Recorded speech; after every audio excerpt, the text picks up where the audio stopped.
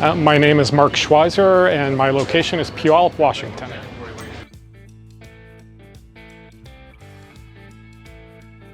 I had been, before I went to college, I had done a lot of work in restaurants, and I was looking for some different activities to do. There was a restaurant that came for sale that was an existing franchise that offered a good value proposition. Training's been really good.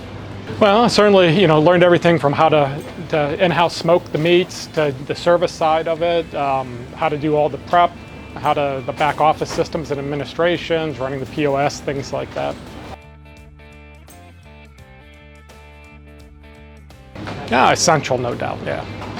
Really some great people to learn from here. So aside from Todd, who's been a great trainer, we've had Pablo and Junior, and in particular, as we're working on the line, that have been super experienced and really just super kind and offering up all their experience working here in a very practical way.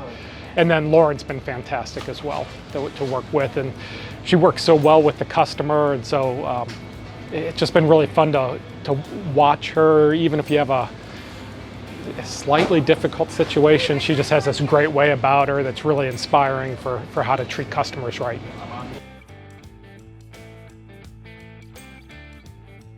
Yeah, so it's a really exciting opportunity, and it's one of the reasons why I think this can be a great business.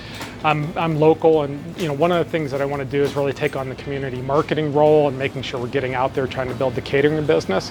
It has, with a remote owner, has slid over the last 3 years, so we know it can be better than what it was, and with local presence, trying to get out, both with the local businesses, but simple things like the Chamber of Commerce, dealing with the schools, trying to figure out if there's catering events there, and spending time to meet people. I'm a ham radio operator, so I thought I'd go to the ham radio club and see if they want to have meetings there, stuff like that. Seems like ham radio guys ought to like barbecue, right? Yeah.